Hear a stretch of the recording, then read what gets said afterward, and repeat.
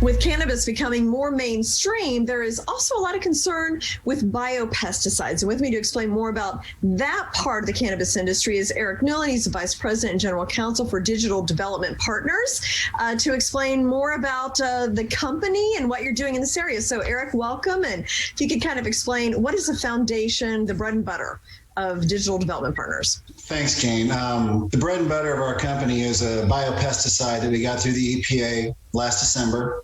It's called Mite Extreme. My partner, Fabian Denault, developed that, and during his time as a medical marijuana provider in Montana, he was having trouble with spider mites, particularly in his grow indoors there. And if you're not familiar with the spider mite, they show up, they put a web around the plant in about a day's time, suck all the chlorophyll out, and the plant's done. And each of those plants in the cannabis industry is worth $2,000, $3,000, $4,000. And they can really impact a grow 30, 40, 50% of the grow. Wow. So we got that through the EPA. We're going through the states now and qualifying. We're through 3 or 4. We're starting our sales. And that's the reason we started this company. And we're very excited about its future. Now, you recently announced a corporate name change to Blackbird Biotech. So what was the reason behind that decision? Well, the digital development name, when we took over the company, was there. Last year, we were going to change the name, and the COVID situation kind of messed everything up. We wanted to make sure people knew what we were doing. Mite Extreme is a different kind of pesticide, and it's a biotechnology. We feel like we have other products in the pipeline that are different. They're sort of reimagined, if you will. We like to look at it that way. Explain a little more about Mite Extreme. So that's a pesticide of some sort. Can you explain what that does in layman's terms? It kills the mites that destroy the plant on contact. And more importantly, it knocks out the eggs. Those little guys get under the leaves. They hide under there. So the Mite Extreme will make contact with those nasty bugs and the eggs, and the way our product works, they just disappear. It's also very, very effective on the mold and mildew that show up in many of the big indoor grows, because there's so much humidity generated by the hydroponic, in particular, the hydroponic grows. Mm-hmm. There's so much humidity in those buildings that the molds and mildew show up. And if you have so much of it, you can fail the state testing. You have those unwanted materials you can only have so much nasty stuff, if you will, within the tested material, you'll fail. So the way our product attacks that mold and mildew, it essentially just disappears, and it doesn't show up in those testing.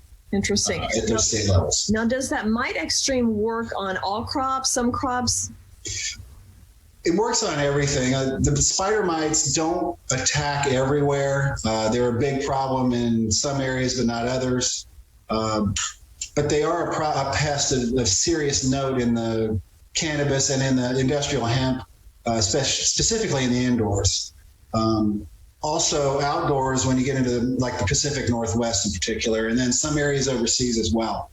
The grapes suffer from the spider mites, hops, coffee, banana, and then indoor house plants. They get some crazy things going on there, and treating it with the Mite Extreme seems to really take out the soft shell pests. If you have a hard shell pest, it may not be the product, but those soft shell pests are directly in the line of fire. Mm-hmm. How does it compare with other similar products, the Mite Extreme?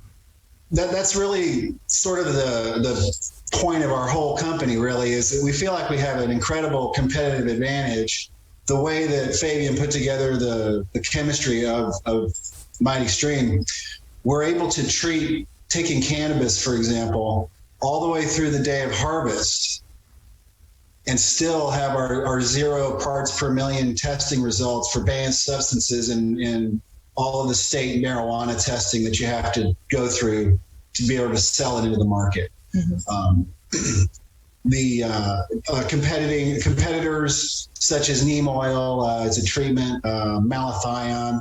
Mm-hmm. You have to back away 2, 3, 4 weeks from the day of harvest so that those products can fade from the plant, so they don't give you a results in the state testing that knocks you out and you can't use that product. So it's that 2, 3, 4 week window where the THC levels and the CBD levels and the CBG and all of the terpenes, they really come into the full, robust genetic potential of those plants. So we're able to protect that during that time. And that is the value proposition. And I understand that the Mite Extreme is non-toxic. So explain that. Like, how is it a pesticide and non-toxic? Yes, it is. We like to say that we're reimagining things. Most of the pesticides, we've seen many of the pesticides, the mites are developing a resistance of some sort to those chemicals. Ours is not poisonous, if you will. It does kill the pests, so it is a pesticide, but it does it a different way. And we don't expect that the mites will be able to develop a resistance to it or any other plant bugs, just because of the way it works. And so it's food grade. All the materials in the product are food grade, and it's very safe. The workers are protected. You don't have to put a hazmat suit on. Unless there's so many mites, you want to put a hazmat suit on, but we can take care of that. But it's very safe. You want to use goggles, of course, just you don't want anything flying in your eye. But it's extremely safe, and we see a huge advantage to that going overseas in particular for the workers. Just it's cost effective to the farmers and the owners of the properties overseas, but the workers are going to be so much better off. Just from a human standpoint. Right. Well, and then what are your plans for getting that into the sales channels? Well, we are being very particular in that. We're looking for the right distribution partners.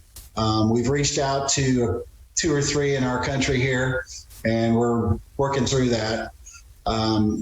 We see huge opportunities even in the shorter term overseas. We have some relationships we're establishing in the Middle East, Central America, and in China. One of our board members, who used to be the only director of our company until we joined with him, Jack Quinn, is from China and has many contacts, and he is working that for us right now. They have spider mite problems in China. They grow a lot of hemp over there. It's a huge, obviously, to feed that many people, massive farming. And that's a major market we think we can get into. Okay. Very interesting. Thank you so much, Eric. Appreciate your time.